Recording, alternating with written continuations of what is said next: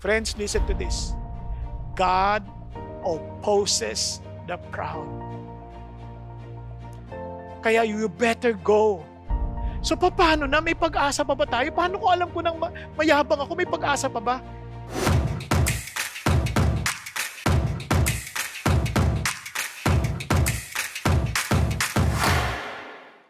Pinagpalang araw po para sa ating lahat at purihin po ang Panginoon Diyos muli sa ating pagkakataong makasamba sa Kanya. Ngayon po tayo po ay nasa ating final episode ng Life Detox, Overcoming Toxic Realities. Di ba napakasarap po na maintindihan natin that we can really overcome itong mga nakakalason sa buhay. Dito sa ating pag-uusapan, tingnan niyo po mga bagay na ito. Halimbawa, nakakita ho kayo ng ganitong sign.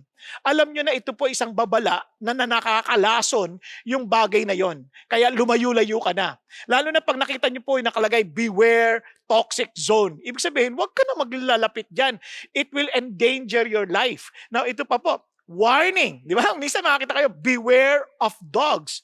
Sinabihan na kayo, binalaan na kayo. Sabi niya, hindi na kami ang responsable sa anumang pinsala o kamatayan kung hindi kayo makikinig. Kaya ganun din ang Panginoon Diyos. Nagbibigay siya ng babala sa atin upang tayo hindi mapinsala o mamatay. Kaya ang ating talakayin ngayong hapon ay, beware of pride. Nabalaan ka na, so be humble. So para, kung alam mo ng gantong babala, ano dapat mo gawin? Ay lumayo ka na. You better go. You better go. Bakit ho go? Remember the words.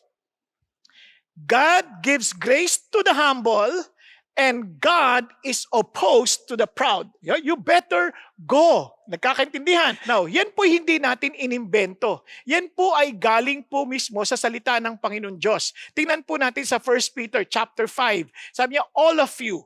Now, bakit po all of you? Tandaan niyo yung context ito. Yung sa unang talata ng chapter 5, tinutukoy niya po yung mga elders. At sabi niya sa mga sumunod, so talatang 5, yung unang bahagi, sabi niya, you younger men. In other words, ito, nagtalaga ako ng elders or leaders, at kung hindi ka elder, you are part of the younger men. Kaya sabi niya, you be subject to your elders. At all of you, whether you're elder or you're a younger man, isa lang sinabi niya, all of you, clothe yourselves with humility toward one another. Yung pong ibig sabihin ng clothe yourself, parang yan po naglalagay po ng belt of, parang apron or belt, nagsinusuot lang ng mga alipin, no, para ma-distinguish yung alipin sa hindi. Ngayon, yung alipin, wala ho sariling karapatan yan. Ang karapatan lang nila ay sumunod sa kanilang amo at tinalaga lang ng amo. Ibig sabihin, talagang may mga sobrang limited lang ang kanilang karapatan. Pero, sila po'y nagpapasakop ng lubos. Sabi niya, kaya you are to serve one another. In other words, treat yourself as each other. Bawat isa sa inyo, isipin nyo na you have no right but to serve. Talagang to serve one another, whether you're an elder or a younger man. And sabi niya, for God is opposed to the proud but gives grace to the humble. Ba, may papaliwanag ko yan. Therefore, humble yourself under the mighty hand of God that He may exalt you at the proper time. So ano sinasabi ng Diyos dito? Magpakumbaba tayo sa makapangyarihang kamay ng Diyos dahil Siya ang may hawak ng ating kinabukasan. Sa susundan po. So dito po sa ating pag-aaral, ang tanong ho sa atin ay, so paano ating gagawin? No. Ano pang gusto nyo una? Magandang balita o masamang balita? Unahin natin yung bad news para ma-appreciate natin yung good news sa huli. Ano yung bad news? You better go. Remember, God gives grace to the humble and God is opposed to the proud. So unahin natin yung idea ng God is opposed to the proud. That is a bad news. Masamang balita yan. Can you imagine? God is opposed to the proud. Balikan natin ang talata. Sabi niya, remember, God is opposed to the proud. Yung salitang opposed, nako, yan po isang mabigat na salita. Bakit? Yan po ay parang, salita ho na parang meron pong mahukbo ng mga, talagang sundalo na talagang nakahanay po sila. And they are ready for battle para salungatin ang sino mang galit, yung parang kaaway ng Diyos. Ibig sabihin, He's willing na talagang salungatin ang sino mang mayabang. Kaya ang idea nito, talagang they are to resist, to oppose, at maging galit tugo sa mga mayayabang. Mabigat yun ha? At hindi lang yan. Yan po ay nasa present tense. Kung mapapansin nyo, God is opposed to the proud upang sabihin na talagang ang Diyos hindi nawawala ang galit sa mga mayayabang. Type nyo ba yan?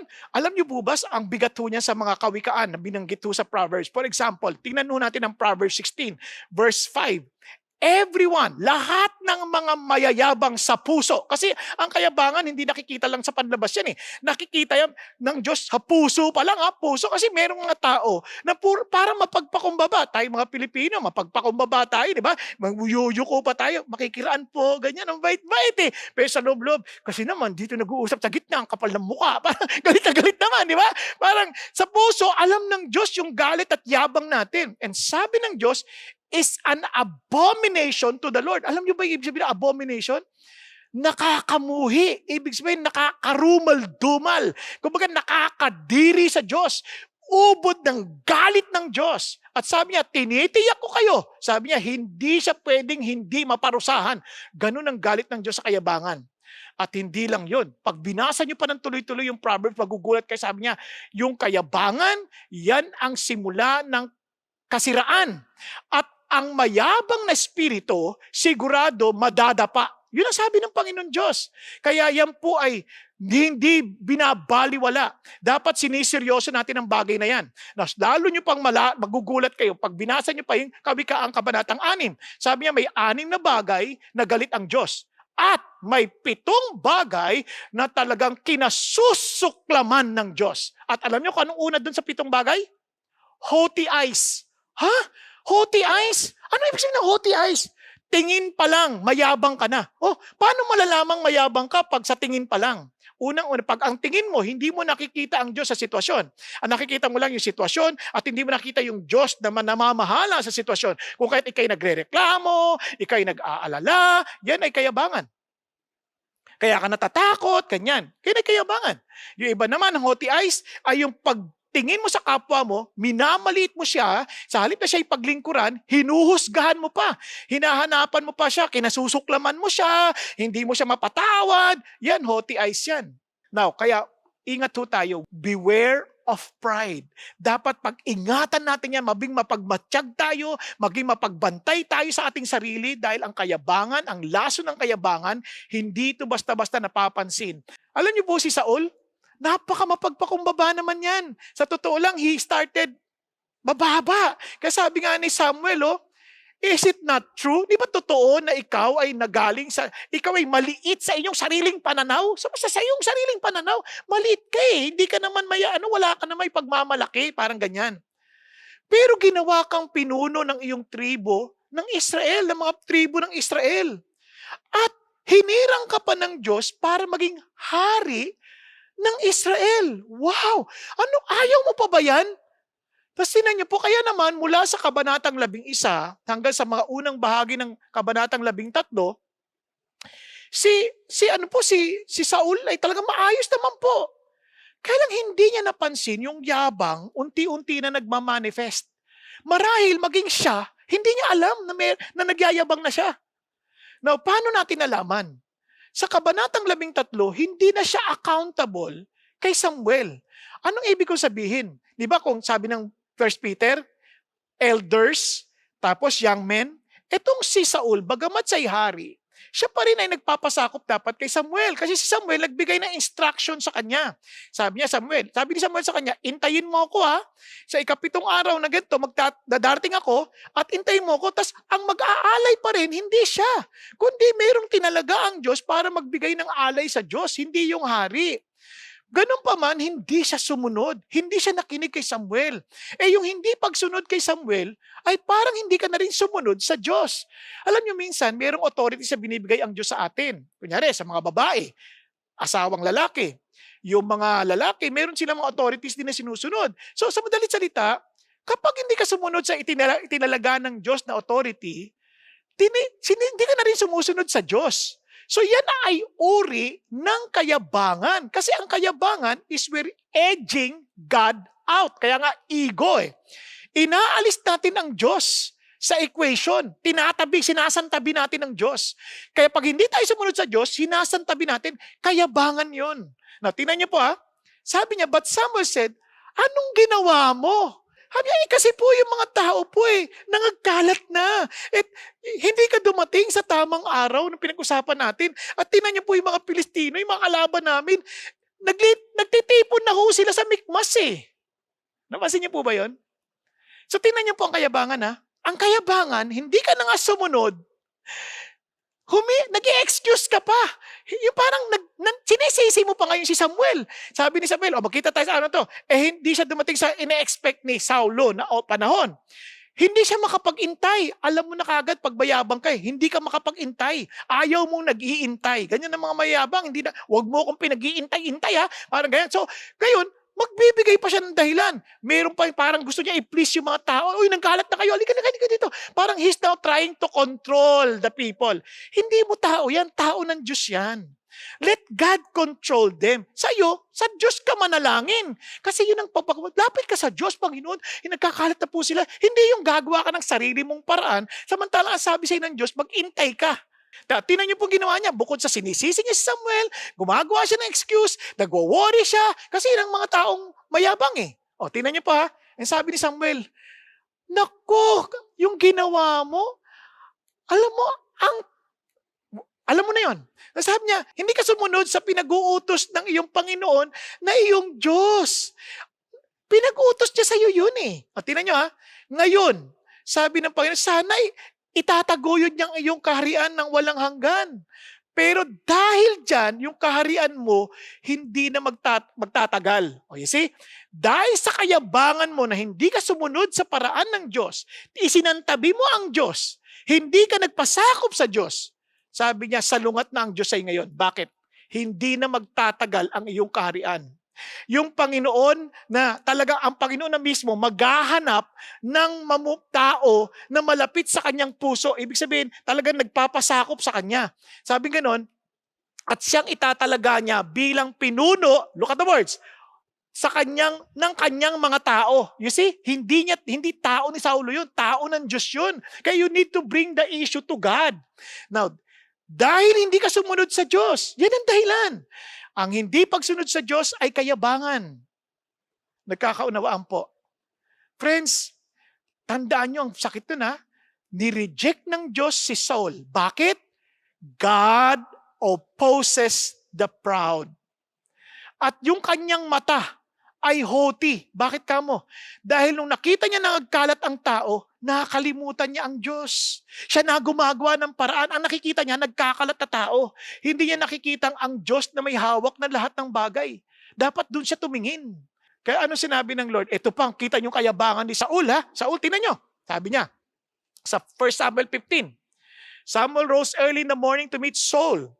And it was told Samuel, Saul came to Carmel, and behold, he set up a monument for himself. Ba't siya nagtatayo ng monumento para sa kanyang sarili? Sa palagay niyo, bakit? Obviously, he wants to honor himself.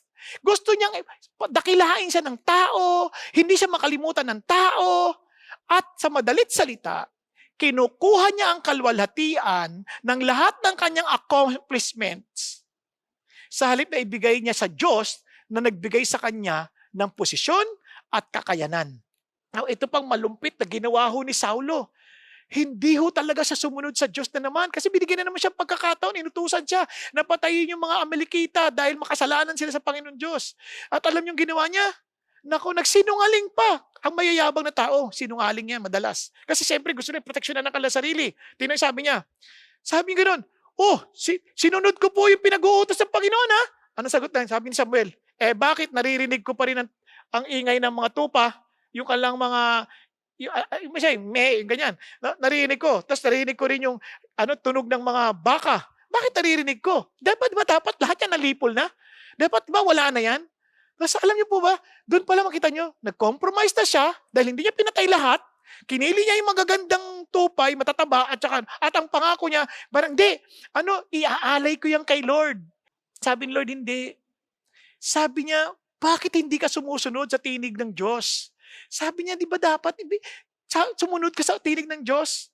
Yan ang laging sagot. Kasi yung mga tao kinuha nila yung mga yung mga yaman, kinuha nila yung mga tupa, yung mga oxen.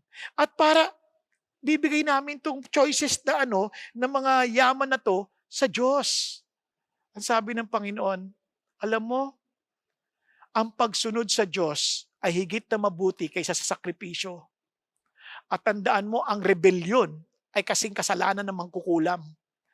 At ang di pagsunod or insubordination ay pareho ng pagkakasala ng pagsasamba sa Diyos-Diyosan. Tinanggihan mo ang salita ng Diyos, kung kaya't naman, tinatanggihan ka rin ng Diyos bilang isang hari. He was rejected because God opposes the proud." Ang proud na tao, mas concerned sila sa kanilang reputasyon kaysa sa kanilang karakter. Nung nirebuke na siya ni Samuel, ano sabi niya? Nagkasala ako. Nagkasala ako. Talagang natakot ako sa mga tao. Hindi pa rin siya hindi niya pa rin naamin talaga siya may kaproblema. Lagi niya sinisisi pa rin niya. Natakot kasi ako sa mga tao. Nakinig ako sa kanilang tinig. Alam mo, sabi niya, nagkasala ako, pero please, parangalan mo naman ako sa harapan ng mga leaders ko at sa harapan ng mga taga-Israel. Para naman makabalik ako at sasamba ako sa Diyos. Para sabi niya, wag mo naman ako ipahiya. You see? He was more concerned about his reputation. Alam niyo po, dahil diyan, God rejected him. God rejected him in his position as a king. At ang lungkot po nun, mababasa niya sa 1 Samuel 16, iniwan na rin siya ng Holy Espiritu ng Diyos, at dahil doon, palagi na siyang takot. Yan, kasi when God is opposed, bawawalan ka ng kapayapaan, hindi ka na masyado magiging masaya, tapos lagi ka natatakot, insecure ka na. So paano pong pinakita lalo ng Diyos na siya'y salungat na kay Saulo? Alam niyo kung ano nangyari? Lahat ng planuhin niya, bigo. Laban kay David, maging sa kanyang anak, bigo. Ang lungkot, no? Kaya pag salungat na ang Diyos sa atin, hindi na tayo mapapahinga. Kasi makikita natin maging ang Diyos laban na sa atin.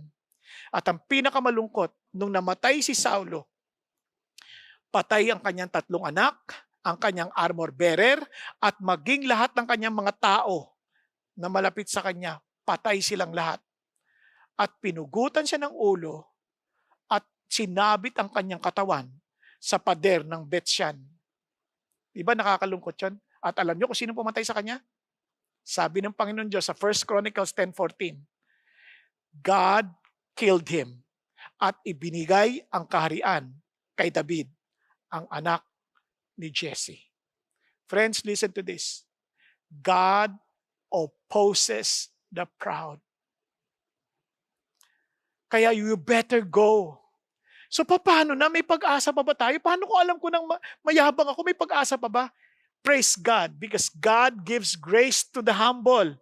Di ba? Meron pong pag-asa. Sabi ulit, balikan natin. God gives grace to the humble. Therefore, humble yourself. Kung naging mayabang ka, humingi ka ng tawad, lumapit ka sa Diyos. Kasi He gives grace to the humble. Ano ibig sabihin ng grace? Di ba? Anong ibig sabihin ng grace na yan? At yung kinabukasan mo, nasa kamay ng Diyos, sabi niya, the mighty hand of God that He may exalt you at the proper time. Iaangat ka ng Diyos. So ano ibig sabihin nun? You see, yung humility, hindi mo minamalit yung sarili mo. Kasi pag mamalit sa sarili, mayabang pa rin yan. Di ba? Halimbawa, may kaloob ka, marunong kang kumanta, tapos, sabi ng Lord, maglingkod ka sa pag-awit. Sumama ka sa sa paglilid ng worship. Ay, ayoko, nahiya ako. Baka sabihin lang, mayabang ako. Mayabang ka nga. Kasi pag naisip mong nahihiya ka, nakafocus ka sa sarili mo, hindi ka nakafocus sa Diyos. Pag sinabi ng Diyos, gawin mo, huwag kang mahiya-hiya. Kasi it's not about us anymore. It must be God-centered. Ang totoong humility, we do not think of ourselves at all. We think of God. Hindi ko sinasabing hindi na tayo mag-aayos, hindi ko sinasabing hindi na tayo manliligo, hindi ko sinasabi yun. Because everything we do is all for His glory. Kaya nga, it's also an ego. Ano yung ego? Exalt God only. Yun nga sabi ni Pastor Peter kanang umaga eh. Ang ganda-ganda. Sabi niya, kung we edge God out, which is pride, ang humility, we exalt God only. Wala nang iba. Kaya here is the grace of God. Yung generous favor ng Diyos. Yung bang sinasabi ng Diyos, eto, bibiyayaan kita. Kahit hindi ka karapat-dapat at lahat ng ito'y dahil lang din sa akin, bibiyayaan kita. Si David, pag-isipan nyo, si David, ano naman ang meron si David? Isa lang isang pastol ng tupa.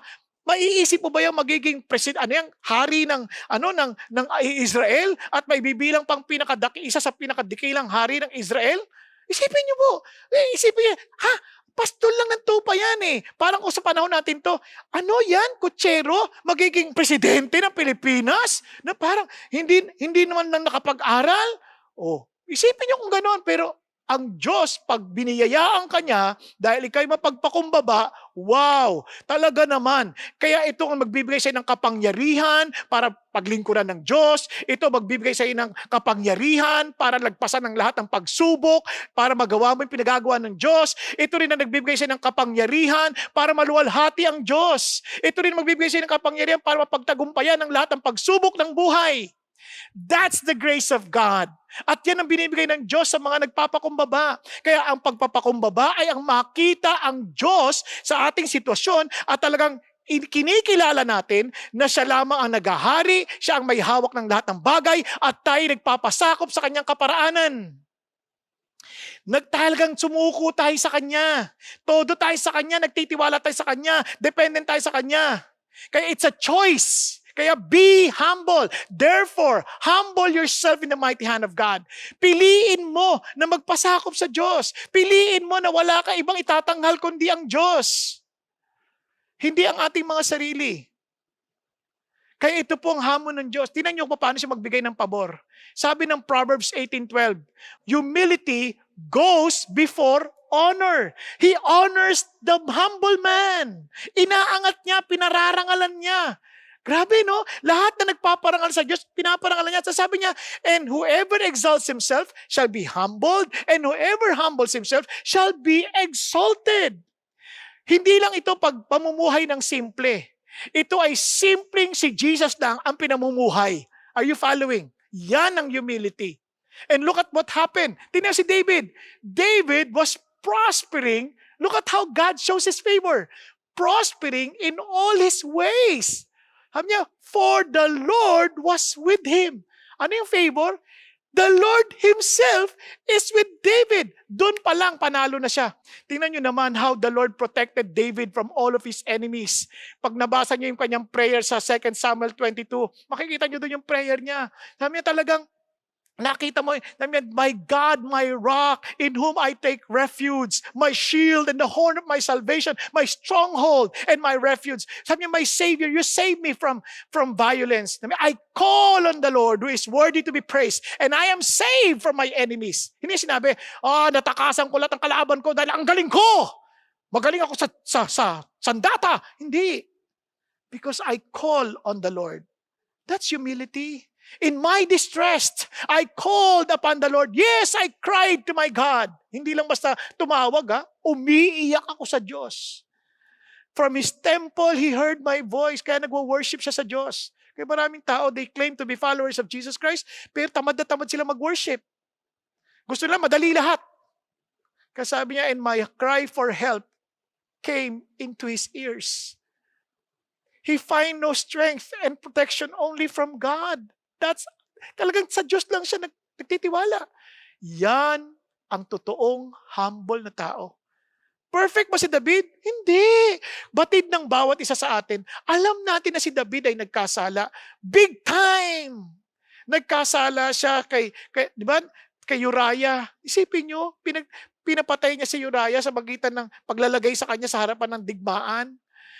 Inagaw yung asawa ni Uriah. Isipin niyo po yun. Parang kumbaga sa Tagalog, niyurakan niya si Uriah.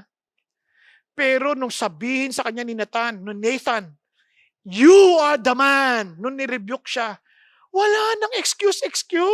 Ano sabi niya? I have sinned against the Lord. Iyak siya.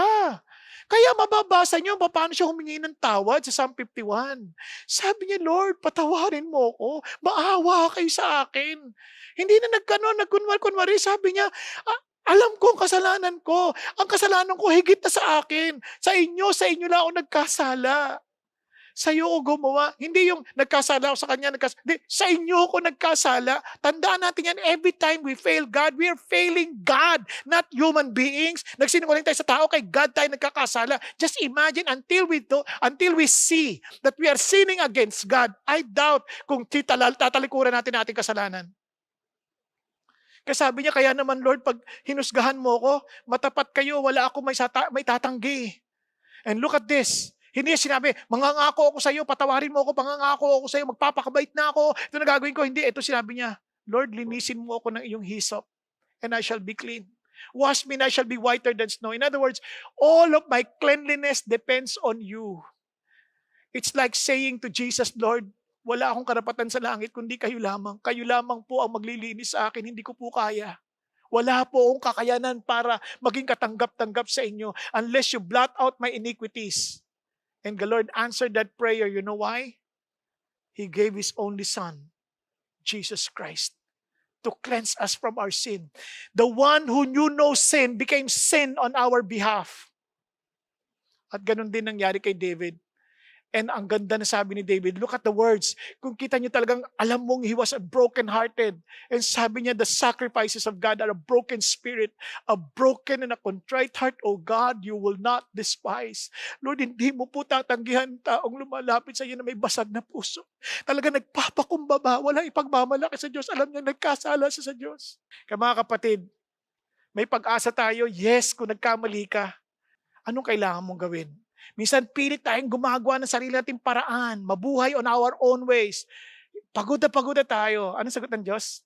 Sabi ni Jesus, come to me. Kayong mga napapagal at nabibigat ang lubha, lumapit kayo sa akin, bibigyan ko kayo ng kapahingahan. Pero paano, Lord? Kunin mo ang aking pamato. Ano ibig sabihin? Ako bilang yung magsasaka, kunin mo yung pamato ko para sa'yo. Matuto ka sa akin dahil ako ay mahinahon at mapagpakumbaba ang puso.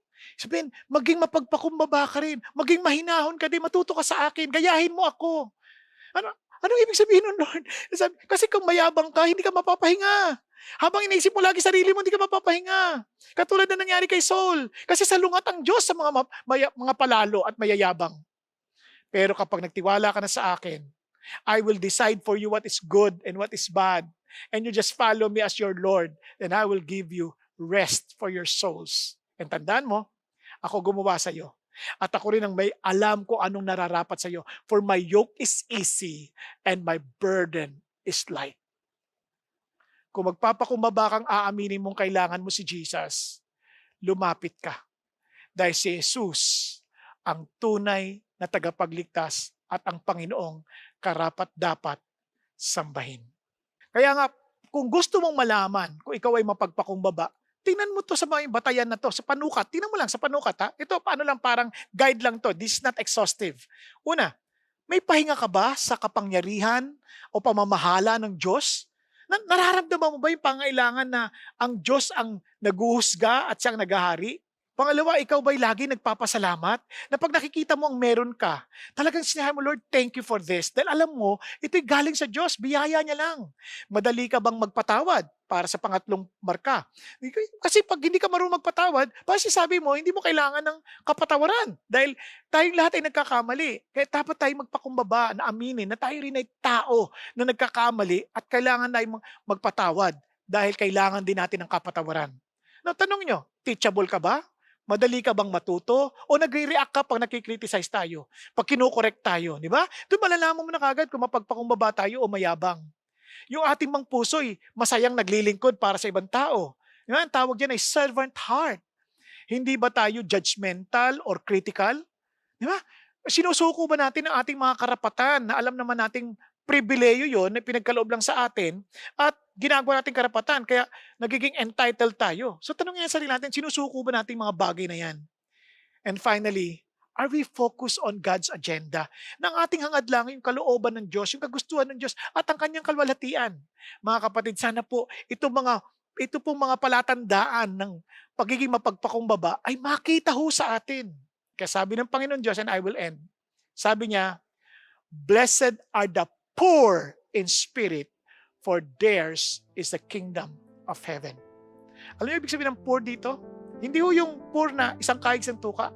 Ito po yung poor na parang sa sobrang hiya, nakatiklop na lang ho, wala na siyang ibang aasahan, kundi ang awa at pag-ibig ng Diyos, ang biyaya ng Diyos. And here is God's assurance. God gives grace to the humble. Halika na, lapit ka na rito. Huwag ka nang mahiya. Wala ka na may ibang pupuntahan eh. Si Jesus lang ang pwedeng magligtas sa iyo. For I am the way, the truth, and the life. No one can come to the Father except through me. And he who believes in me will no longer see death. For I am the resurrection and the life. Di ba? Kaya ito po, do you believe this? Will you remain in me? Yun pong hamon ni Jesus. Hindi ako, si Jesus. Kaya mga kapatid, kung ikaw ay kumikilala sa iyong kawalan at talagang inaamin mong si Jesus lamang ang tanging mong kaligtasan, bakit hindi ka lumapit ngayon? Aminin mo sa Kanya, Panginoon, patawarin po ninyo ako. Napakayabang ko po. Mapagpula ako ng ibang aking kapwa. Lagi kong kinahambing ang sarili ko sa iba. Lagi kong minamalit ang aking sarili dahil hindi kita nakikita. Minamalit ko rin ang buhay ng ibang tao dahil hindi kita nakikita. Patawarin mo ako. Panginoon, lumalapit ako sa iyo. Kinikilala kong ako'y makasalanan at wala na akong ibang paraan para maligtas kundi kayo lamang. Kahit Panginoon Jesucristo, tulungan mo ako. Pagharian mo ako. At tulungan mo akong mabuhay ayon lamang sa iyong kalooban. Kapatid ko yan ang loobin ng iyong puso. Sabihin mo sa Panginoon, be humble enough to admit to Jesus that He alone is your Savior. Thank you, Jesus. Hallelujah. Thank you, Lord. Aming Ama, salamat po. Kilala niyo ang mga nanalangin. Kilala niyo ang mga lumapit sa inyo na bilang pagkilala, Panginoon, na wala na silang paraan kundi maligtas, kundi maging sa kanilang sariling gawa. Hindi na kaya maligtas kundi sa pamagitan lamang ninyo. Kahit pa hinihingi ko po, tulungan niyo po kaming lahat na maging mapagpakumbaba dahil ayaw namin kayo'y salungat sa amin. Ayaw namin, Panginoon, na kayo'y aming maging kaaway. Kadalangin ko, Panginoon Diyos, na tulungan niyo kaming lahat, Panginoon, lumakad ayon sa iyong kalooban at walang ibang tatanghalin kundi kayo lamang dahil kayo lamang karapat. Dapat nasambahin, kailangan karapat. Dapat natanghalin. Salamat po. Ito po aming dalangin sa pangalan ni Kristo Jesus na aming Panginoon at tagapagligtas. Amen. Amen at amen. Now, para po sa ating mga discussion questions, ito po, bakit po mapanganib ang pride o kayabangan? Kung iyong susukatin ang iyong sarili base sa 8 marka ng pagiging mapagpakumbaba, nasaan ka? Ayon sa iyong kasalukuyang kalalagayan, paano mo mas maipapabuti ang mga bagay na ito? So mga kapatid, sana po ay lalong maging makabuluhan ang inyong pagtatalakay sa magitan ng mga tanong na ito.